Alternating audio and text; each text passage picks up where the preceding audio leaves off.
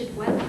The first day of summer it is, and yet the afternoon setting so fitful and cold. There's something so merciless in the heavy rush of the wind across the moors. It wakens feelings in me I can't satisfy. 1,000 wishes rise at its call, and they'll die with me never fulfilled. And then, rushing impetuously upon me like the wind, comes a mighty phantasm of images, conjured from nothing into a system, strong as any religious creed. It acts upon me like opium, coiling about me a disturbing yet fascinating spell. And I know then that I, Charlotte Bronte, can write gloriously.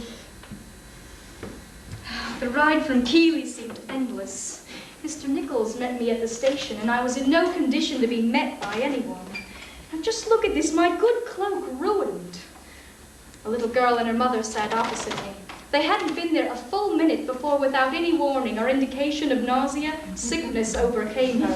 And the curdled contents of her little stomach, consisting apparently of a milk breakfast, were unceremoniously deposited in my lap.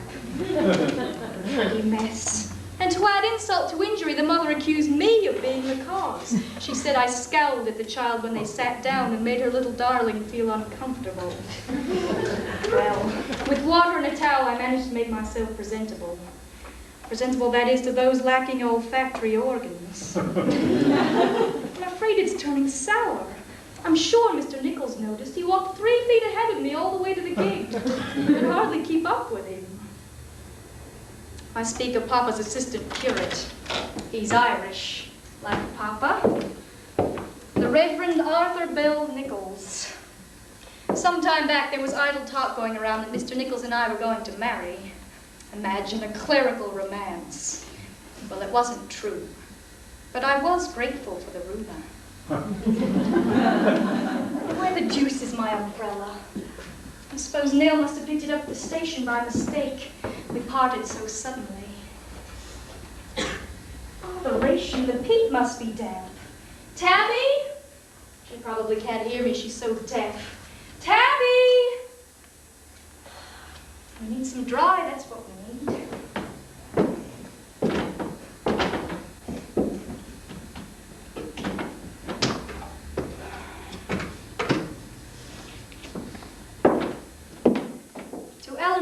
Brook Road, West Riding, Yorkshire, 21st of June, 1849. Dear Nell, I got home a little before 8 o'clock. The sky was black, but there was the most beautiful rainbow over the moors.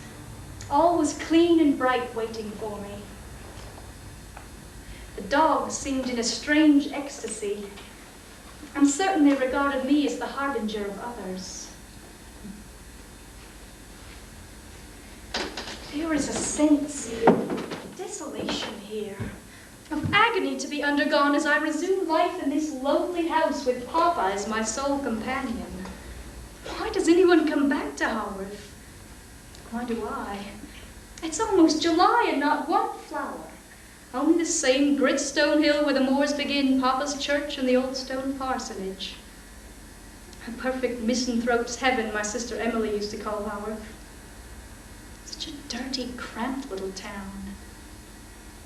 Well, cleanliness may be next to godliness in the Bible, but in Haworth, it's next to impossible.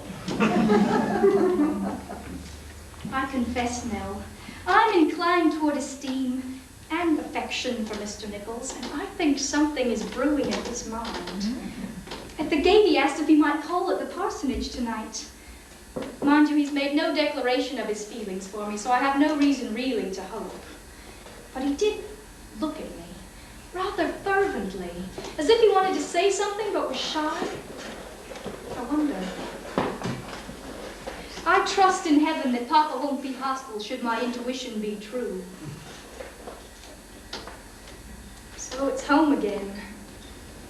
I call it home still, much as London would be called London if an earthquake shook its streets to ruins.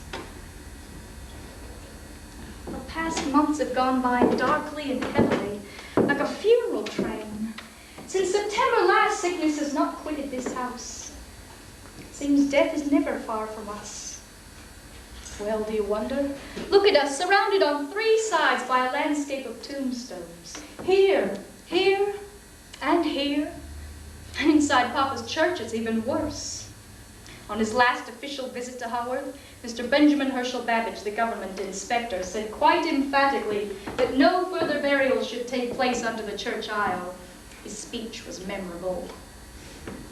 The exultations and nauseous gases exuding from the decayed remains of past generations laid to rest under the aisle of St. Michael's and All Angels have long rendered this house of God an impossible place in which to worship, without the swooning supplicant being pungently reminded of the ultimate end of all things.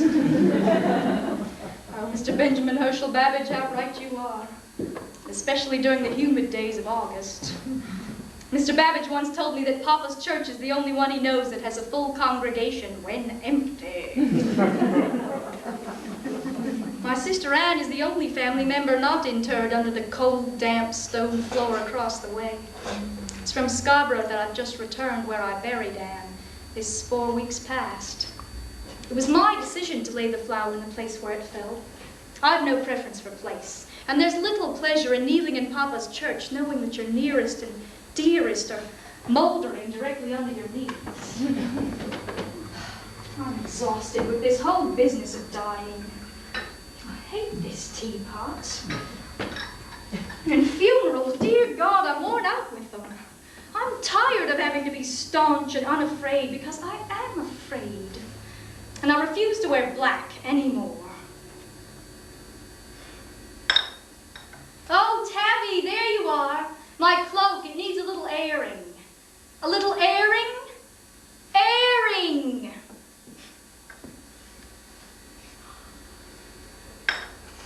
Yes, I know it smells a mite, that's what I'm saying. Well, perhaps a sprig of lavender. A sprig of lavender! Yes, I know, Papa's waiting. Tell him I'm coming. Oh, and Tabby, tell Flossie to stop barking. Thank you, Tabby. Tabby always has to have the last word. And did you notice she wouldn't look directly at me?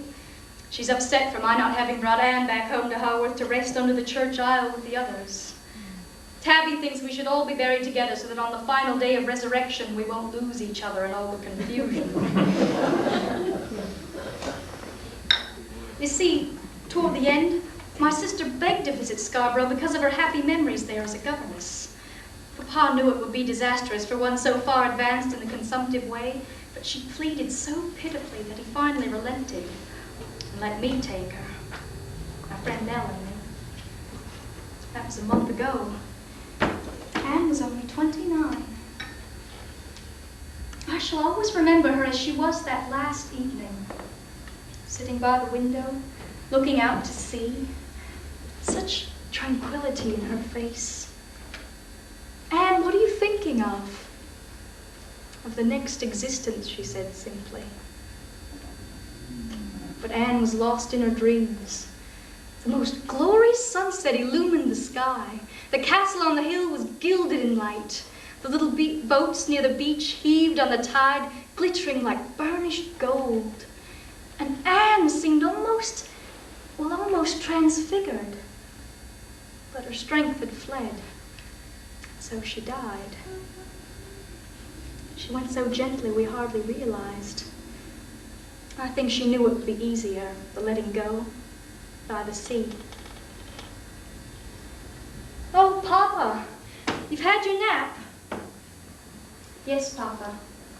Anne's free. Oh, no, please. Come and sit down. I know.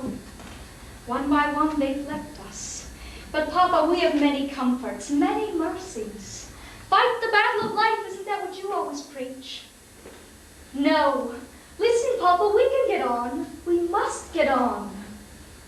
Yes, I'll be strong. I promise. You rest now. We'll talk tomorrow.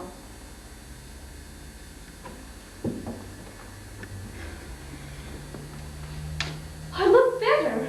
Why, thank you, Papa. Oh, my skin is not so sallow. I didn't know it was. Oh, tick. I never had a tick in my cheekbone. Oh, it's disappeared? Well, that's a relief. Thank you, Papa. Less haggard looking. What? My eyes are fine. No, truly, Papa, they're just fine. There.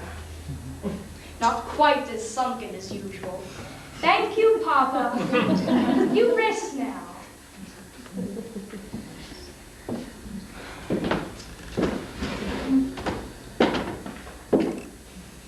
And be careful on the stairs.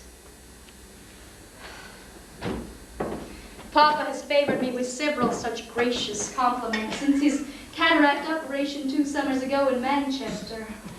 During the month of his convalescence, we took lodgings there. I sat in that semi-darkened room while the assiduous nurse applied leeches to Papa's forehead. A medical treatment I'm beginning to question seriously. And I began writing the story that would become my stake in life. Manchester, such an odd birthplace for Jane Eyre. Now where are those damn spectacles? I hate these. I think they look hideous. They leave a cleft right here. Papa has one, did you notice? I'm trying to be glad I've come home now.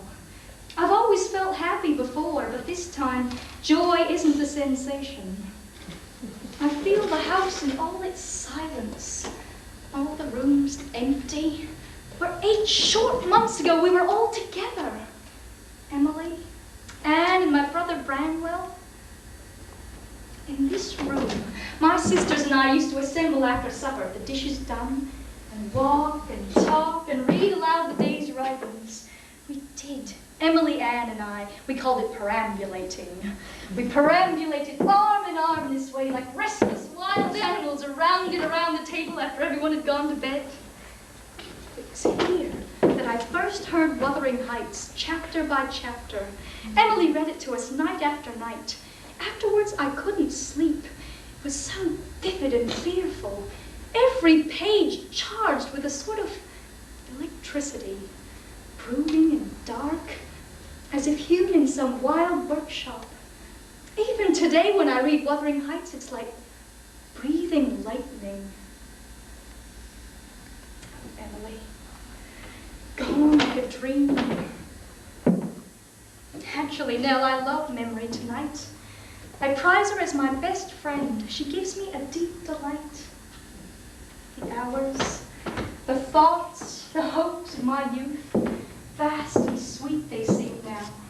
They cling to every smallest corner of this grey stone house, to the long locked drawers and cabinets, and to this shelf filled with token of childhood. Here are my brother's toy soldiers. Papa purchased these in Leeds for my brother Brandy years ago.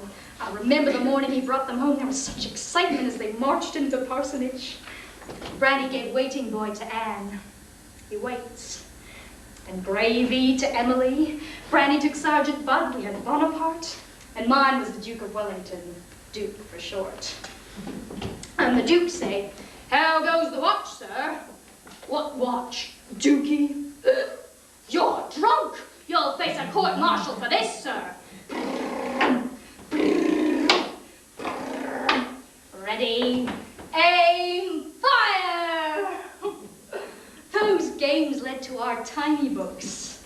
We wrote these as children. The tales of Angria and Gondel, and the great glass town adventures. Brandy called it our scribble mania period. Furor scribendi. That was our secret password. Such little things to so obsess our days and nights. Oh, here's the fan Aunt Branwell gave Emily in her will. Aunt Elizabeth Branwell was Mama's sister. Brandy was named for her. She came to live with us from Penzance in Cornwall the May before Mama died. And she never returned to Penzance. Auntie enjoyed arguing fiercely with Papa. "No, no, no, no, Mr. Bronte, you are wrong." She always won. With Calvinish fervor, Aunt Branwell taught us joyless religion and workaday sewing, neither of which Emily excelled in. Her sampler was a horror. Brandy embroidered the prettiest one. Brandy, I think, should have been a girl. He might have been happier. Oh, Auntie's snuff box. Now, children, we do not use the word stit, she would say with her little curls bouncing. Never the word stit. If you must refer to the unpleasant discharging of unwanted matter from your chest cavity, you will hereafter use the word expectorate. Now repeat after me. Expectorate. Oh, Auntie, your black silk dress and your lace mob cap, decreeing the rigid schedule of our daily lives. Did you know that we cared for you? Did we ever tell you? Or thank you for giving up your plans, whatever they might have been, in sunny, warm Penzance to become mistress in this somber place? Oh, Auntie. Like a North Pole day it is. Oh, Martha, are the dogs inside? Well, let them come into the kitchen. They can sleep by the fire. Now, that's all, dear. Oh, and if it's all the same with you, I'd just as soon use the blue and white teapot after this. Yes, I know it was my aunt's, but I prefer the blue and white. No, leave it for now. Thank you, dear. That was Martha Brown, the sexton's daughter. She's been with us since she was 11. She came to help Tabby. Tabby has relinquished most of her exclusive tasks to Martha, with some jealous reluctance, I dare say, but they've always gotten on well. Tabby was born in the year of our Lord only knows when. She must be 80 by now. She's been with us since I was 6. Tabitha Ackroyd. You saw she's lame. Well, last winter she fell at the top of Main Street in front of the Black Bull Tavern. It's so steep there, don't you know, and the cobblestones were icy. Our chief concern with Tabby is that she expects to be informed of all the family business, yet she's so deaf I have to shout at her. And if Sally Mosley hears, Sally comes in to do the laundry. If Sally hears, then the whole village knows. Sally is an incessant and most indiscreet talker. She's a good girl, but if her hands worked as fast as her mouth, she'd be the best laundress in England. So, when I have something to tell Tabby, I just take her out for a short walk on the moors behind the house. Just far enough so that we can find a secluded spot to sit down. Now, Tabby, I say, what in God's name is so important? And Tabby, puffing and blowing after the walk and with much mincing and munching, says, "Oh, Miss Charlotte, I've heard such news." "What news?" And then Tabby becomes very mysterious. "Agnes Wilberforce, the postmaster's wife down in Keeley's been noising it off that you're after calling yourself Carrier Bell Esquire, and she say you've gone and written that Jane Eyre tale, the grandest tale that we're ever heard. Now, I do know you're terrible learning, Miss Charlotte, but it's true?" "Yes, Tabby, it's true. And it's not Currier, it's Currer. Currer Bell Esquire. Agnes Wilberforce never could get things straight." "Hey?" "I say it's true, but you must hold your tongue about it. Don't talk to Sally." "Hey?" You see how difficult it is. Now, all this concerns the fact that when we decided to publish, Emily Ann and I, we didn't want to declare ourselves women. We had some vague impression that authoresses were liable to be looked on with prejudice. So we decided to veil our names under those of Currer Bell for me, Ellis Bell for Emily, and Acton Bell for Anne. You see, well, the name Bell, we might have borrowed it from Mr. Nichols. It's his middle name. It seemed a splendid joke, each of us with a published novel, Emily's Wuthering Heights, Anne's book, Agnes Grey, and my Jane Eyre. Mr. Smith brought me this copy. It was the first one printed. Mr. George Smith of Smith Elderly Company, my publisher. Mr. Smith wrote to me last summer, very concerned over the rumors that our 3 books were the product of one author. So Anne and I went up to London by train with the view of proving our separate identities to Mr. Smith. Emily didn't go, of course. She hardly ever ventured into society. Mr. Smith didn't know we were coming. He'd never seen us. He didn't know we were women. He'd always written to me as a man by the name of Currer Bell. Mr. Smith, I present this letter as proof of my identity. It is addressed by you to Currer Bell, Esquire. You see, how did I come by it? It is addressed to me, sir. Mr. Smith, mystery to me is irksome, and it is my wish to show myself to you for what I am, neither more nor less, thus removing any false expectation that Currer Bell has a just claim to that masculine cognomen he perhaps presumptuously adopted. What I'm trying to say is we both come, sir, that you may have ocular proof that there are at least two of us, and a third is at home. Mr. Smith, may I present Acton Bell? It's you, Anne. And I, sir, am Currer Bell, Esquire. Last autumn, I finally had to tell Papa about my having written Jane Eyre, what with all the talk and strangers poking about. Papa? He's been working on a sermon that always puts him to sleep. Excuse me, Papa, I'm sorry to disturb you, but I have something to tell you. Have you, my dear? Yes. Papa, I've written a book, and I want you to read it. No, Charlotte, I'm afraid it would try my old eyes too much. Your handwriting is so diminutive. But, Papa, my book isn't in manuscript. It's been printed. And then you should have heard him. He was out of that chair like a shot. Charlotte Bronte, have you incurred the expense of printing your own book without asking your father's advice? It will almost certainly be a loss, you know that. How can a woman get a book sold? Besides, no one knows you. No one's ever heard of Charlotte Bronte. And let us not forget the folly of you and your sisters in printing that book of poetry which sold how many copies? Papa, how many? Well, 2 copies, but only 2 copies sold. No, my dear, I'm afraid you've gone too far this time. Remember, Charlotte, you are no Currer Bell. I think most certainly will be no Jane Eyre. Papa, that's what I've been trying to tell you. I am Currer Bell, and I've written Jane Eyre. Papa? I think Papa was proud when he woke up an hour later and realized he hadn't dreamed it. He told Emily and Anne, girls, do you know our Charlotte's been writing a book? And I think it's much better than likely. Much better than likely. Whatever do you think he meant by that? But I do wish he'd stop harping on our poetry book. Only 2 copies sold. He keeps saying, Papa dwells on failure. It's his staff and rod. It's not an unattractive little volume. Yet Anne and I both knew in our hearts that Emily's poetry was its one distinguishing feature. As for our published novels, do you know my brother Branwell never knew about them? He died not knowing. Well, his condition of dissipation and self-abuse, I ask you, how could we have told him? I'm sorry. It's just that his life was such a tragic waste. This old rocker was Mama's. It was one of her few possessions to be salvaged from a shipwreck on the way to Liverpool. That was before she married Papa. She died when I was 5. It's a nice old chair.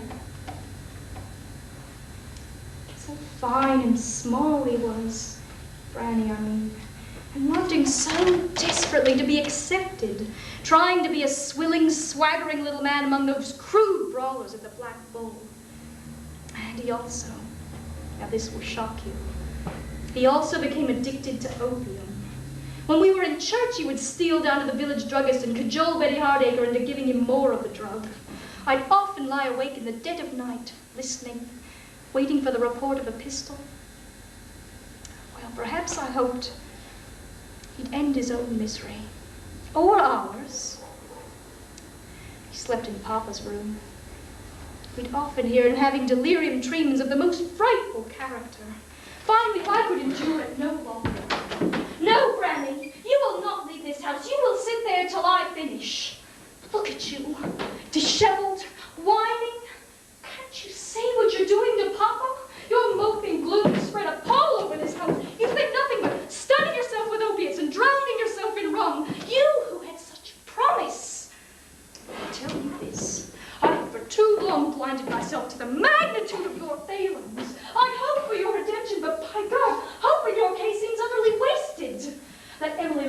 burning for you. If she wants, you can grope your way home every night. Let her leave the door unlatched. I would lock you out.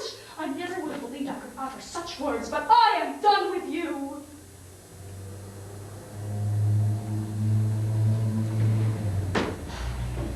One Sunday morning, this past September 24th, Branny died. He was perfectly conscious to the end. His mind had undergone that peculiar change that often precedes death, a return of natural affections, an inner calm. He's in God's hands now, and the all-powerful is likewise the all-merciful. The deep conviction that he rests at last, rests well after his grief, erring, suffering, feverish life fills and quiets my soul.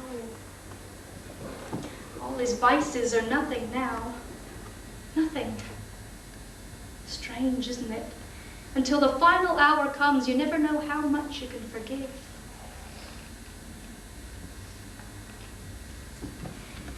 This was Branny's when he was a little boy. His collection of stones, no. Buttons, no. Stamps, no. Coins, no. Marbles, no. Feathers.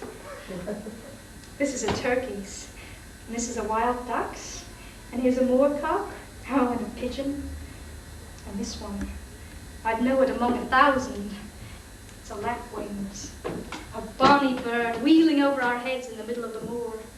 It wanted to get back to its nest, for it saw the clouds touch the swells and it felt rain coming. This feather was picked up on the heath. The bird was shot. We saw its nest in the winter, filled with little skeletons. For every smallest thing there is sadness. As I look back now, I see what it was I found difficult to forgive in Branny.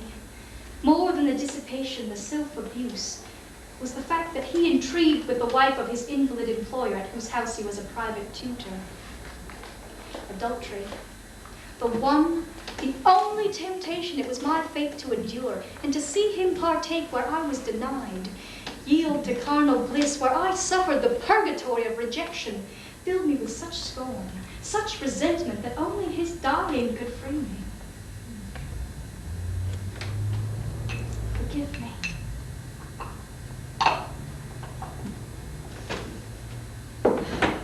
My purgatory, yes. Monsieur Constantine Hager.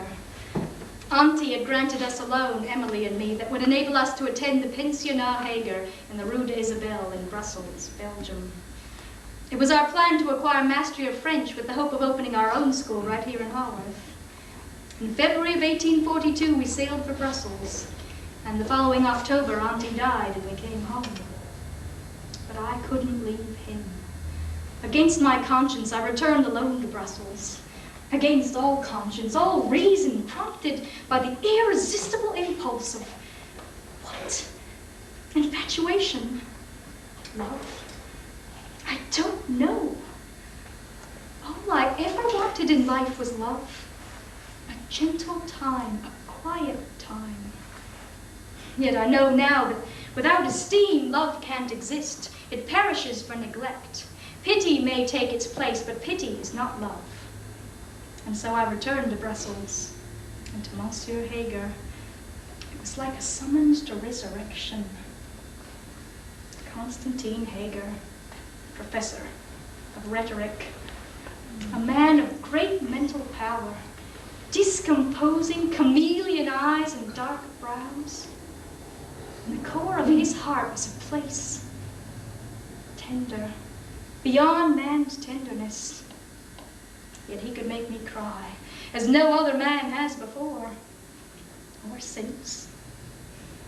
My black swan. He lent me books, conversed with me en français. I gave him English lessons. He gave me small presents. I was transformed in my own eyes, no longer plain, ugly, little Charlotte Bronte, but youthful, fair, brilliant, whirling with him through the waltz, leaning on his arm in some green and sunny park, as he carried my parasol. Oh, monsieur, if I could believe I please you, I could be at rest. I wouldn't be sad. If you withdraw your friendship from me entirely, I shall be altogether without hope. If you give me a little friendship from Petit Paul, I shall be satisfied. Oh, you will tell me, perhaps, I take no interest in you, Mademoiselle Charlotte. Je vous oublierai. I shall forget you.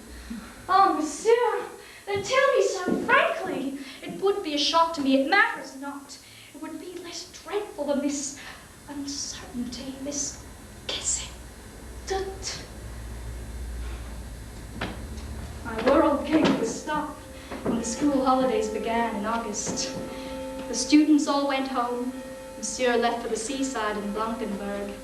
And for 5 weeks I was alone in the desolate confines of the pensionnat.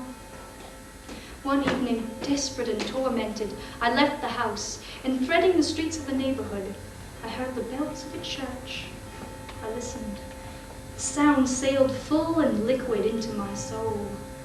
It was the Cathedral of Saint Gudule, and it was the hour of evening salut. I went in and knelt down on the stone floor with the others. Only a few of the women were saying their prayers. In a solitary part of the cathedral, 6 or 7 were waiting to confess. I didn't stir. Something held me there. I couldn't leave the church. After a space, a penitent approached the confessional. I watched. She whispered to a priest through a grating, and then another went, and another. As if in a dream, I approached the confessional and knelt down in the niche, trembling. A little door in the grating opened, and I saw the white-haired priest leaning his ear toward me. I don't know the right words, mon père. Yes, Protestant. But there's no one else I can turn to. Please, Father, hear me. I'm perishing for advice. Yes, Father, a weary weight upon my soul that must be lifted. Yes, Father, someone I love. Oh, no. No intimacy. I just yearn to be near him. Only he is kind to me. Only he smiles at me. He's the one, the only one worthy of being loved.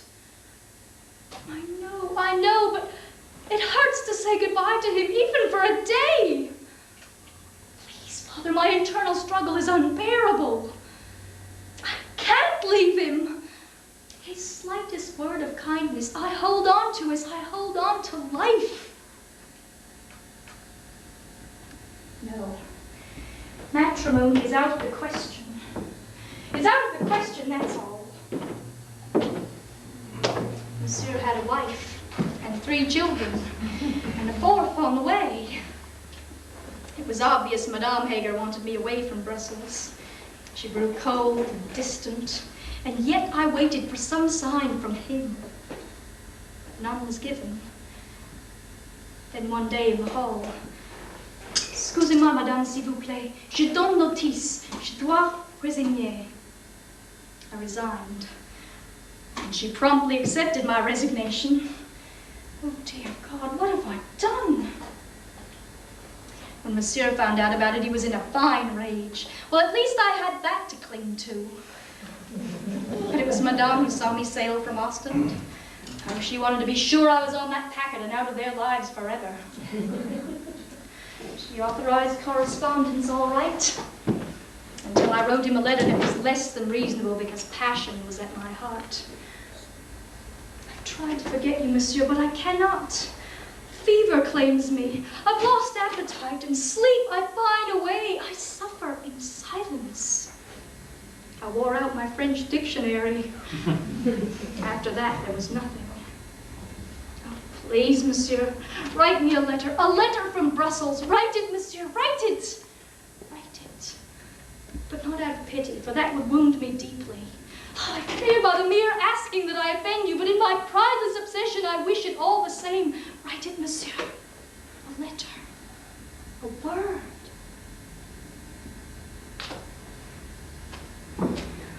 Nothing more.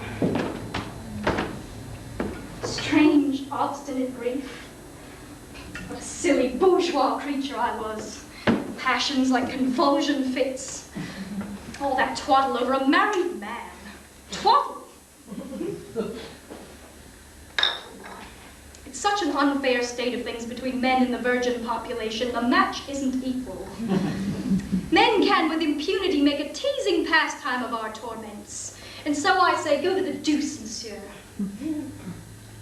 But may God protect you with special care, crown you with peculiar blessings. Who is it, Martha? Is it Mr. Nichols? Oh, Sally Mosley. The altar cloth for tomorrow's service. Thank you, Sally. Perhaps Mr. Nichols changed his mind about calling. This I have learned now. Open your hand for a pearl, and fate puts into it a scorpion. Show no consternation. Close your fingers firmly upon the gift. Let it sting through your hand, never mind. In time, after your hand and arm have swollen and quivered long with the torture, the squeezed scorpion will die. And you will have learned the great lesson of how to endure without a sob. What is it now, Martha? Are you sure Tabby's asleep? No, I'll get them. You tend the fire. Excuse me, I have an errand to attend to in the kitchen. A secret mission. When I return, I'll tell you all about the potatoes.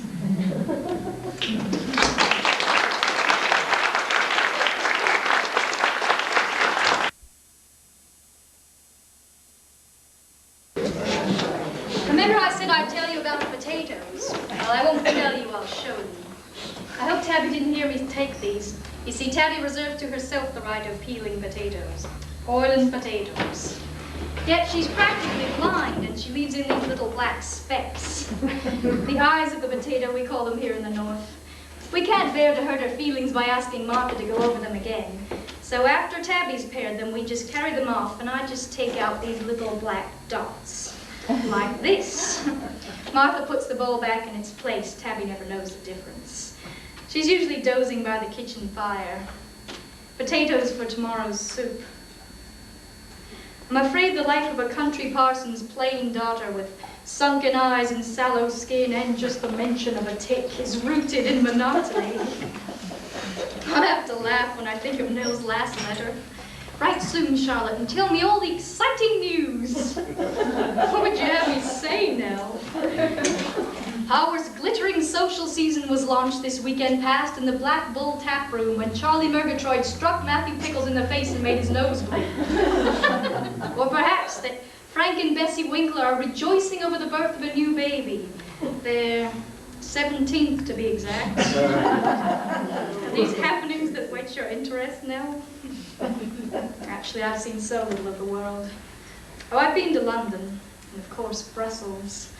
But before that, only short distances from this black magnet of a town. I was bundled off to the Cowan Bridge School for the daughters of poor clergymen at the age of 8. Do you know the place? No, it's near Tunstall, Lancashire. My eldest sisters, Maria and Elizabeth, perished under the appalling negligence of the school at 10 and 12. Miss Andrews, sadistic, sarcastic, cold-blooded, threw Maria to the dormitory floor once in a rage. Poor Maria. She had an open blister on her side. One morning she was too weak to get out of bed when the bell rang. Miss Andrews said, "Well, my lady, are we going to spend the day sleeping?" She jerked her out of bed and flung her down. I saw her do it. Oh, how I hated that creature. I'm a hearty hater, make no mistake. An avenging sister. Oh, I know, you'll say, but the Bible tells us to return good for evil. Well, that's all very well. But I believe that if we're struck at without any reason, that we must strike back again. Very hard. I'm sure we should.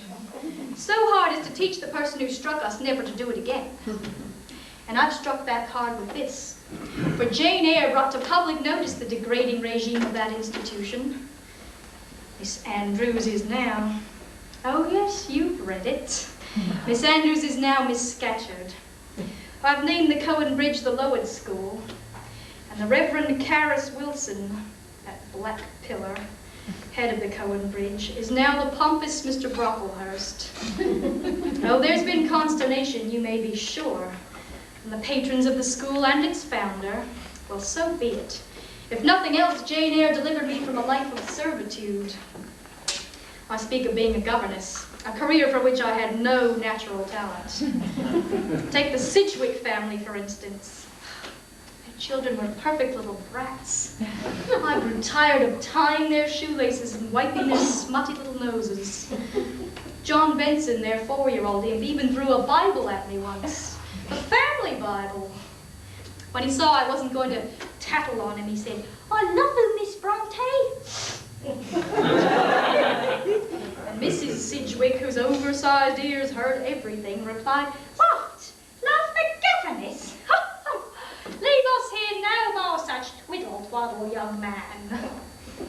Sarah Sidgwick, with her vindictive black looks, Gorgon-like face, pointed head, and little black moustache. Have you ever studied phrenology? Well, I'm sure Mrs. Sidgwick's extraction would have been low. She used abominable grammar and worse orthography. She thought syntax was the money collected by the church from sinners. Incredible. I think I'd rather work in a mill than be a governess. The chief requisite for that station seems to me to be the power of taking things easily as they come, a quality in which all Brontes are deficient. There. I do wish Martha would use the blue and white teapot. I'm quite put off by the quotation on this one. To live is Christ, to die is gain. To die is gain. Mr. Grimshaw's favorite text. William Grimshaw. You've not heard of him? St. Michael's and All Angels was his church long before Papa became its pastor. You're not Catholic, are you? Mr. Grimshaw was less than tolerant of Catholics. Brimstone Grimshaw, Branny used to call him. They still tell the story of how one Sunday morning the Reverend flogged the sinners out of the Black Bull Tavern and into the church with a horsewhip. "Get ye into the house of the Lord, ye foul, besmirched, sin-ridden, backsliding sons of Satan, crack! On your knees, repent, before the wrath of the Lord will be thrown into the everlasting fires of hell, from whence no man can ever be delivered, but must burn and burn and burn in the eternal flames of God's wrath.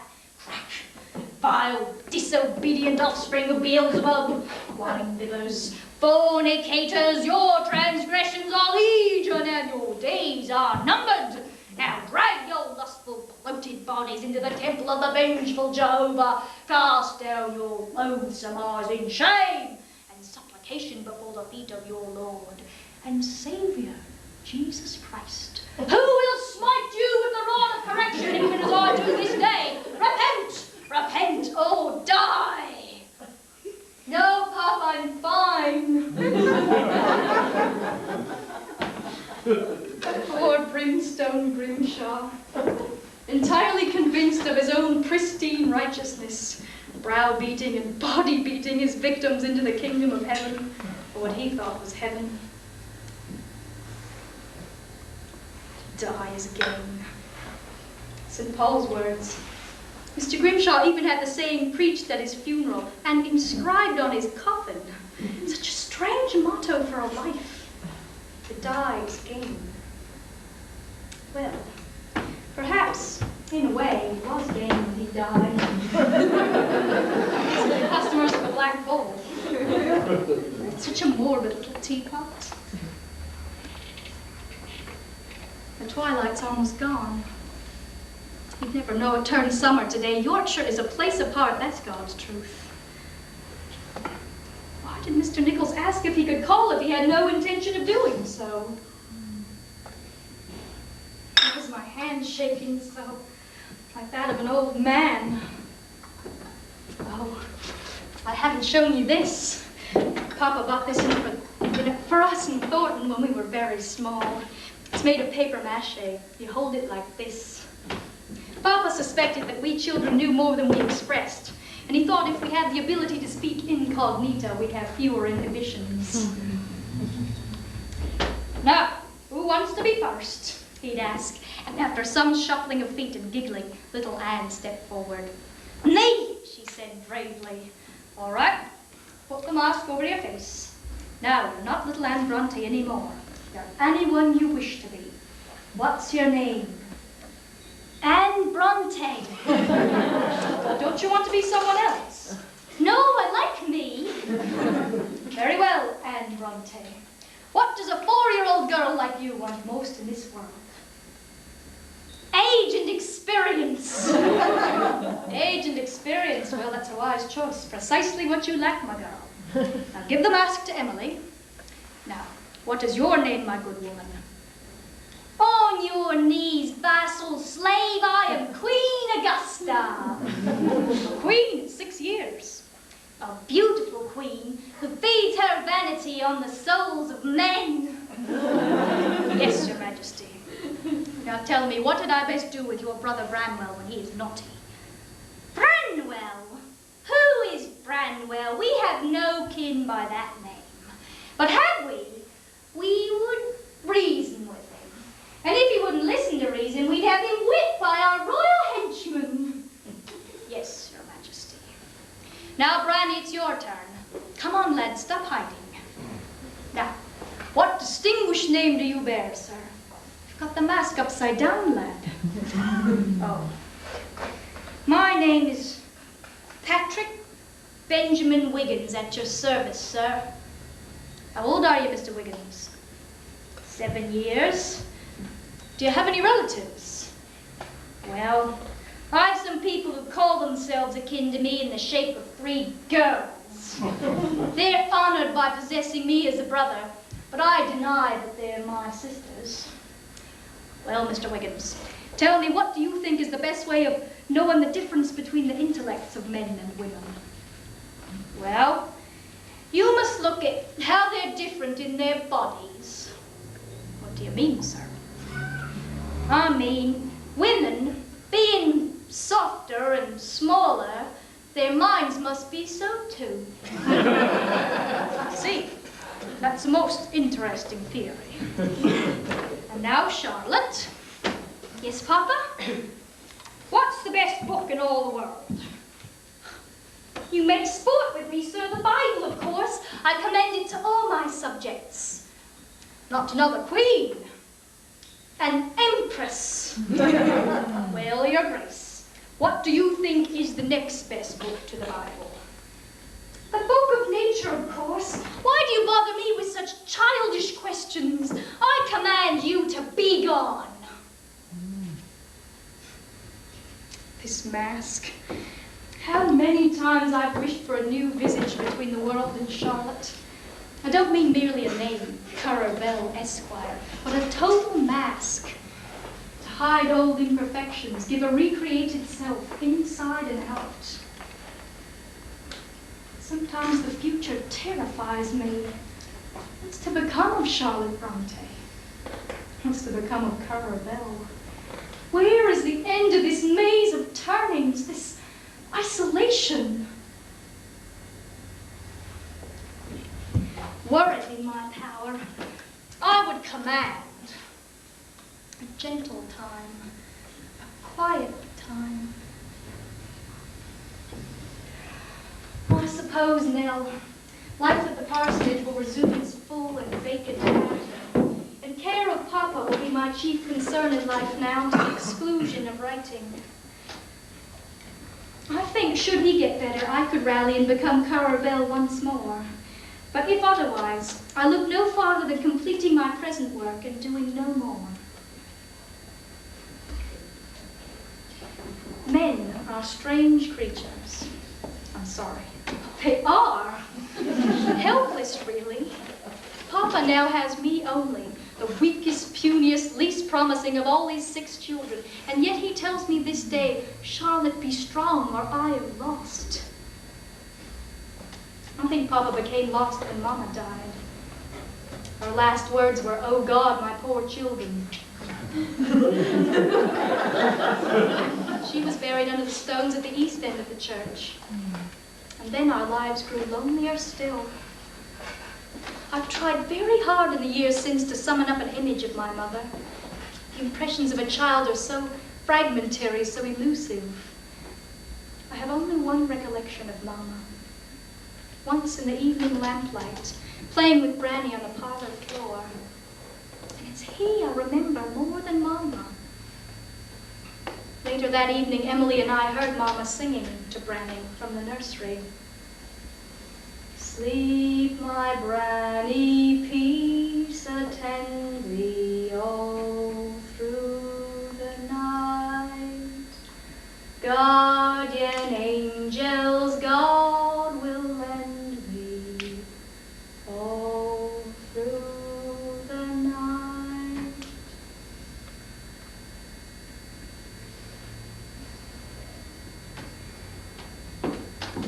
I shall never forget how Papa vented his anger and grief when she died by firing his pistols out the back door in rapid succession.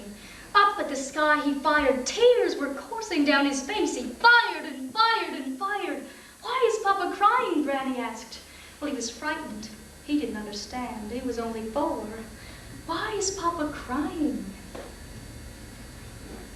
Before I took Anne to Scarborough, an incident occurred which curiously touched me. Papa put into my hands a little packet of letters, telling me they were Mama's and that I might read them. These were all written to Papa before their marriage. There's a refinement, a modesty, a sense, a gentleness about them indescribable. I wish that Mama had lived and that I had known her. My dear saucy Pat, I cannot doubt your love, and here I freely declare that I do love you above all the world. Above all the world. It's almost impossible for me to realize there lived a woman who cherished such sentiments for him.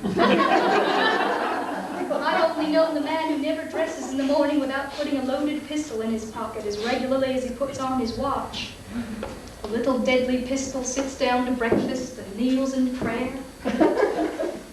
Seems dear saucy Pat is no more. I think he died when Mama died. Now there's only a depleted old man who takes original sin for granted. On the surface, bland, kind. Underneath, hard as flint.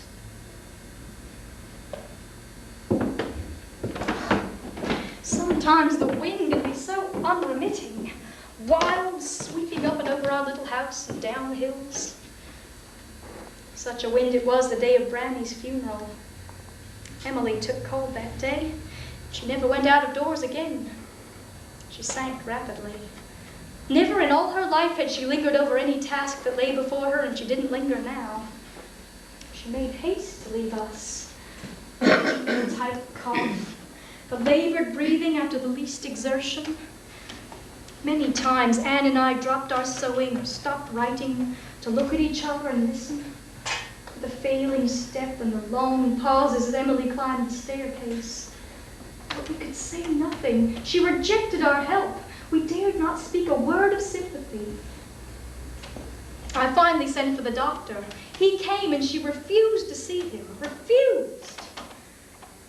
Anne and I could only describe to him the symptoms we had observed. The medicines he sent she refused to take. I'm not ill, she declared, and no poisoning doctor is going to come near me. Moments so dark I've never known. While physically she perished, mentally she grew stronger than we had yet known her. I've seen nothing like it. Stronger than a man, simpler than a child. Her nature stood alone. It was a Tuesday morning last December. I went searching the moors for a sprig of heather to bring back to her. When I found one, I ran all the way home to lay it on her pillow. Emily, Emily, see what I found on the heights? It filled me with such sadness to see her indifference to the flower she so dearly loved. Yet she arose and dressed as usual, doing everything for herself, and weak as she was, even endeavoring to comb her own hair. Tabby and Martha looked on with tears in their eyes, while all our hearts were breaking. At 2 o'clock, when it was too late, Emily came down that staircase, and she lay on the settee, and she said to me, "Charlotte, if you'll send for that doctor, I'll see him now." Yes. Emily? She died. Oh, God of heaven, Emily, you were the nearest thing to my heart in all the world. My bonny love, I used to call you. There's no Emily now in time or earth. You're at peace now. There's no need to tremble for the keen frost and the hard wind. You don't feel them now. We must never knit human ties too closely, or clasp too fondly to our loved ones, for they must leave us, or we must leave them. One day. Papa and I are alone in this house, a suitable pair to divide the desolation between us. We've both suffered. Yet I don't suffer because I'm weak, or because I can't exist without another to lean on, because I can. But he can't. And so I groan, not because I'm a single woman and likely to remain single. I groan because I'm a lonely woman and likely to remain lonely. I am solace for Papa, but he is not solace for me. But it can't be helped. Therefore it must be borne. My friend from Roe Head School, Mary Taylor, we call her Pag, has emigrated to New Zealand to look for a new life. Brave girl. Pag writes from the Wellington settlement that there are 500 eligible redcoats to 248 spinsters. That's 4.5 men to 1 spinster. Do you know, when I was 14, Pag told me I was ugly? She did. It was at Miss Wooler's, Roe Head School, soon after I'd arrived. Miss Wooler made us good little girls learn how to be good little governesses. Anyway, Emily couldn't believe that anyone could say I was ugly, especially Pag. "I'm sure you misunderstood her, Charlotte. You do exaggerate." "Well, perhaps you're right," I said. "I'd certainly like to think so." "Of course I'm right," Emily assured me. "Now tell me exactly what Pag really said, word for word, and this time don't embellish." "Oh, all right," I said. Her exact words were, "Charlotte Bronte, you're ugly." I do notice that after any male stranger has once looked at my face, he's careful never to let his eyes wander to that part of the room again. Papa has a vehement antipathy to the bare thought of any man looking upon me as a possible wife. He calls it that obnoxious subject. And quite frankly, I'm beginning to resent his attitude. I mean, what is so obnoxious about someone marrying me? Papa says that if I marry and leave him, that he'll give up housekeeping and go into lodgings, which is tantamount to saying he'll lie down and die. That's exactly the meaning he intends to convey. As for that obnoxious subject, I did have a proposal. Oh, yes. I had no personal repugnance to the idea of union with a gentleman. It's just that mine isn't the sort of disposition calculated to make a man like Henry happy. I speak of Nell's brother, Henry Nussey. To put it bluntly, Henry bored me. Most clerics do, but Henry bored me even when he was complimenting me. Henry proposed by letter. I declined by letter. Not what you'd call a passionate courtship. I wrote to him, "Henry, don't be downhearted. You'll find a beautiful woman to marry."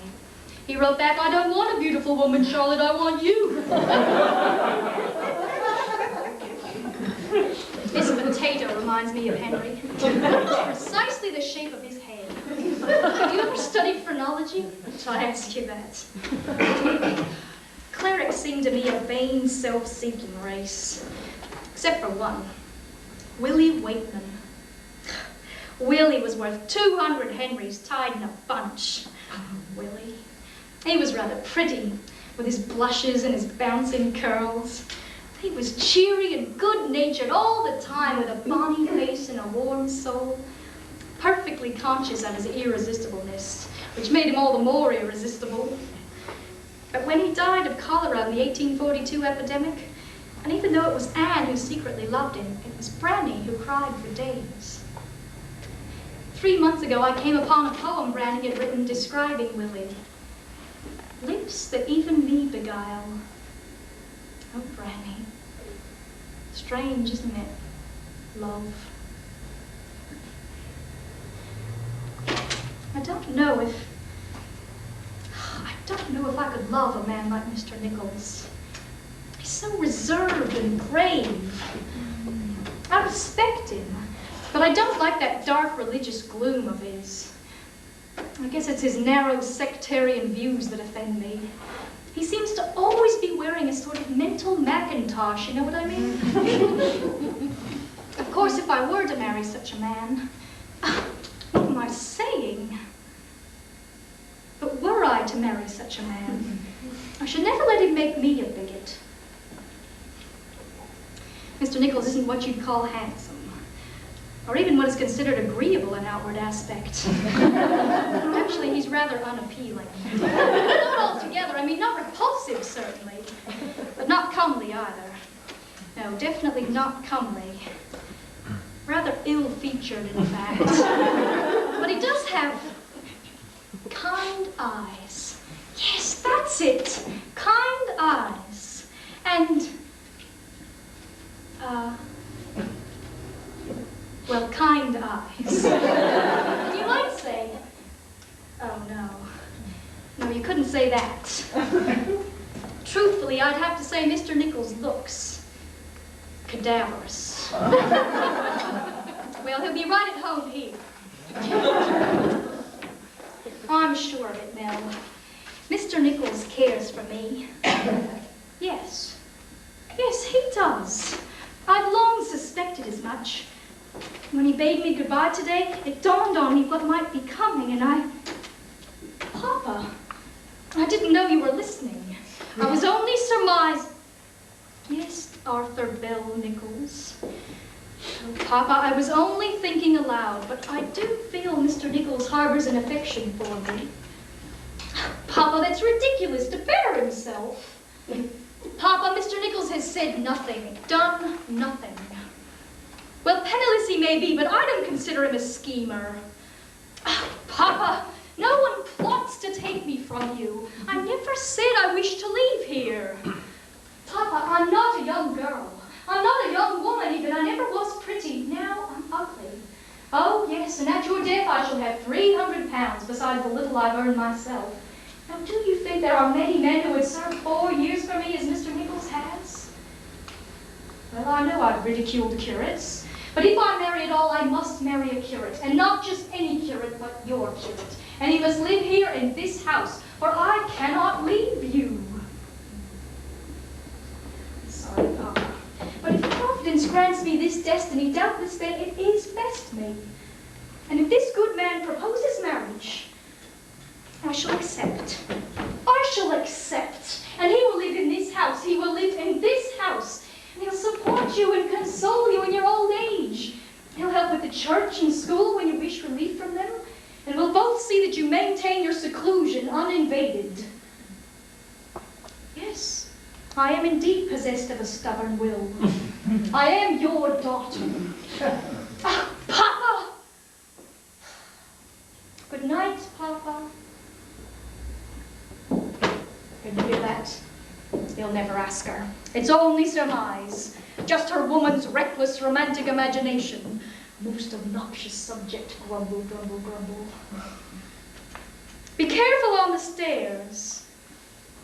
And so, dear Nell, twilight is with me. Tranquil, ruddy firelight.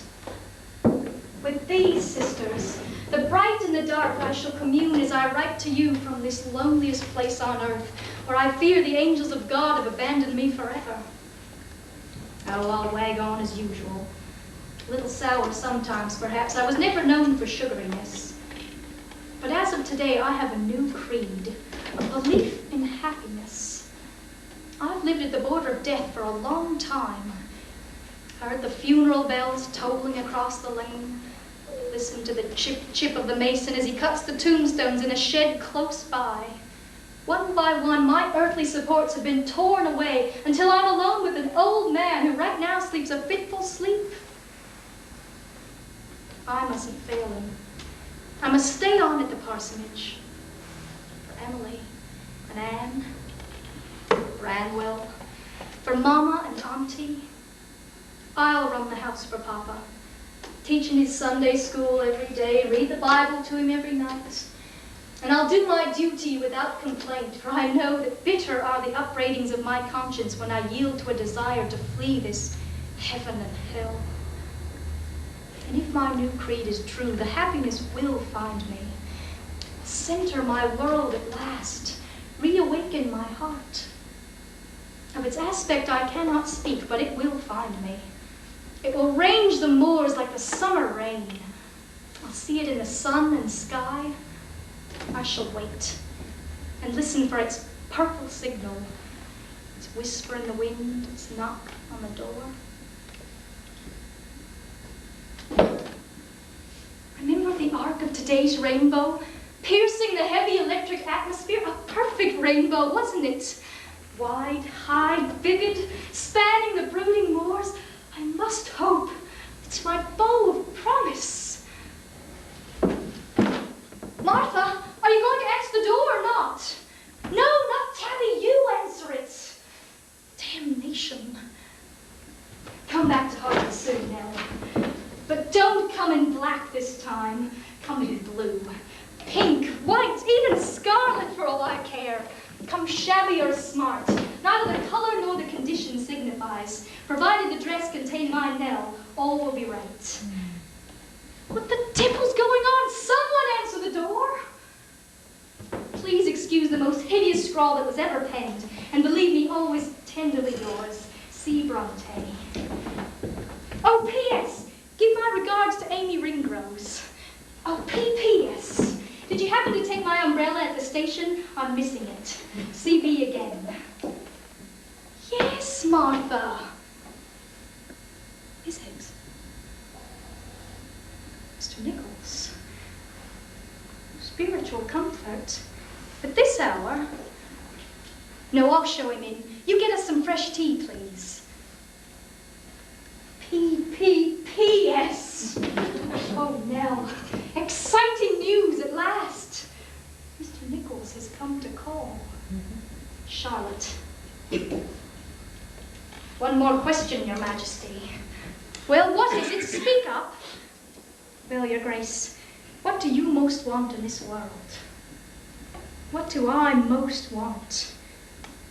A gentle time, a quiet time. I command